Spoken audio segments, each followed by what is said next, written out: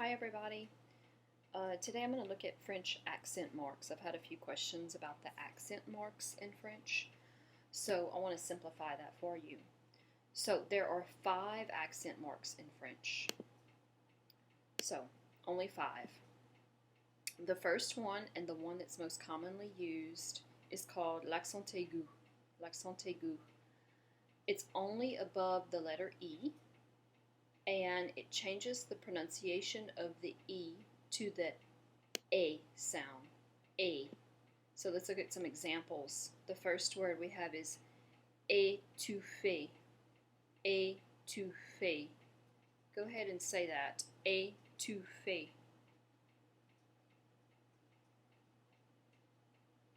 Alright, and étouffé means, if you're from Louisiana, you know this word. We have a well-known dish here called étouffé, and it means to stifle or to smother in a cooking sense. So that's étouffé.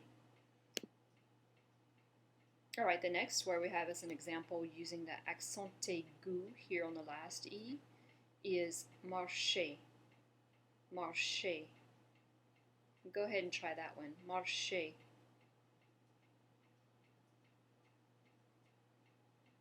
Great, and I have the meaning here in English. It means a market.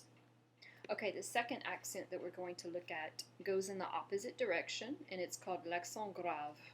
L'accent grave. So it points to the left and upward.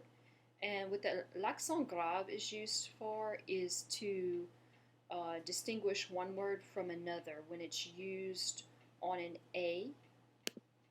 For example, we have 2 words here, la and la. There's no difference in pronunciation.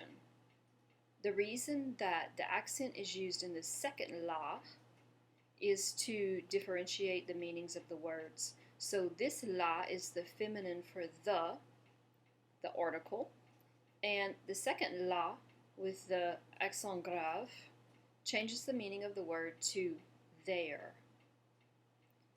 Alright, let's look at an example with the accent grave on the U. So our first word here is ou. Ou. Without the accent grave, it means are.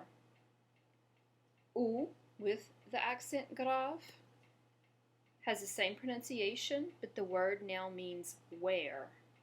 Where. So that's a question word, an interrogative word.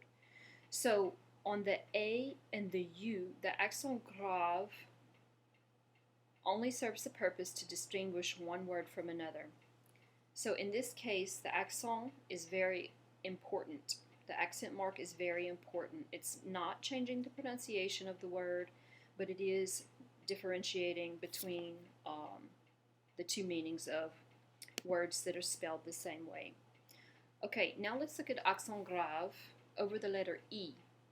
Now here the accent grave will change, will alter the pronunciation of the letter E.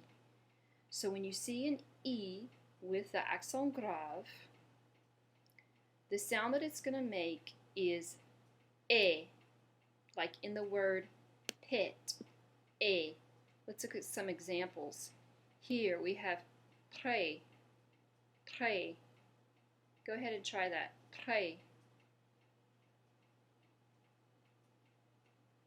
Good, that's a great word to practice your R as well.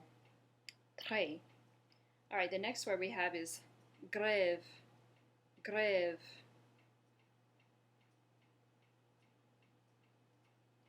Good, grève. Alright, so that's the accent grave. Now let's look at the accent circonflexe. So the accent circonflexe is the one that looks like the little roof or the hat. And the accent circonflexe, as you can see, can be over any vowel in French. The A, the E, the I, the O, or the U. Now the accent circonflexe does not change the pronunciation of a word, but it is included in the written word.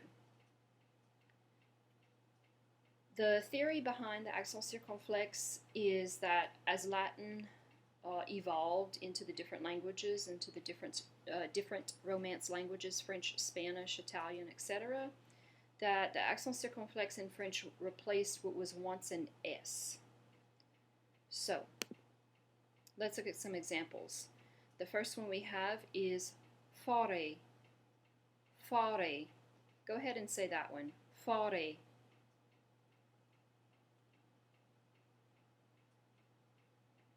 Great. Fare. So if you look at the meaning of fare, you can see that it means forest. So the theory makes sense there that the accent circonflexe quite possibly could be replacing the S in forest. All right, and our next example is hôtel. Hôtel. Go ahead and say that. Hôtel.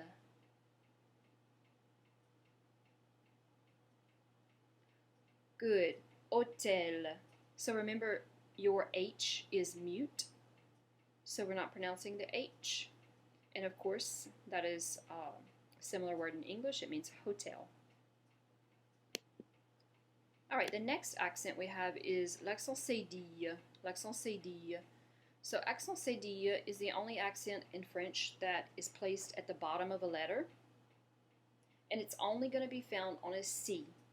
So it looks like a little tail or like the bottom part of the number 5, as you can see, and it's underneath the letter C. It does change the sound of the C from a hard K sound to a soft S sound. So let's look at some examples. First, we have the word garçon. Garçon. Go ahead and say garçon.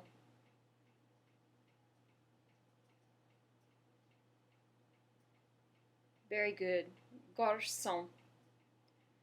All right, our next example is the word français. Français. Go ahead.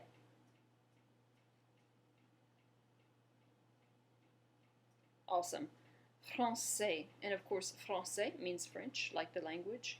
You may notice that it's not capitalized, and that is correct. It's not capitalized in French for the word for the language, the French language.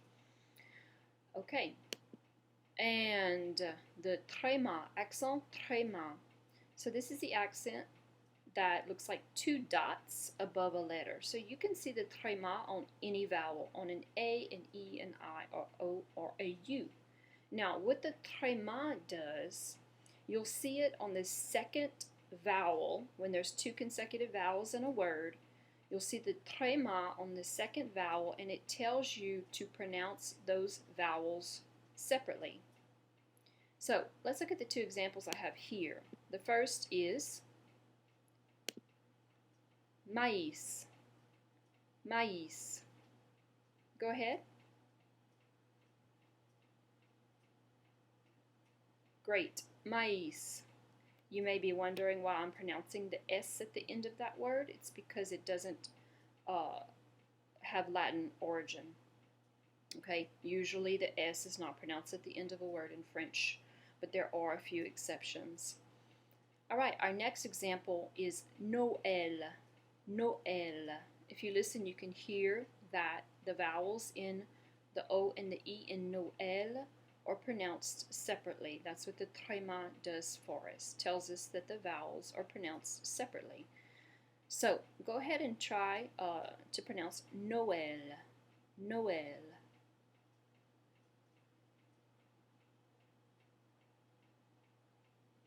Very good. Noël. Great. All right, so those are the 5 French accents. There are only 5.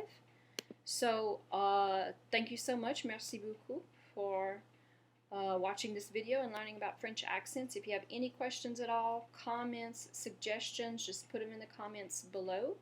And subscribe here to the YouTube channel so you can get the latest videos. Thank y'all so much.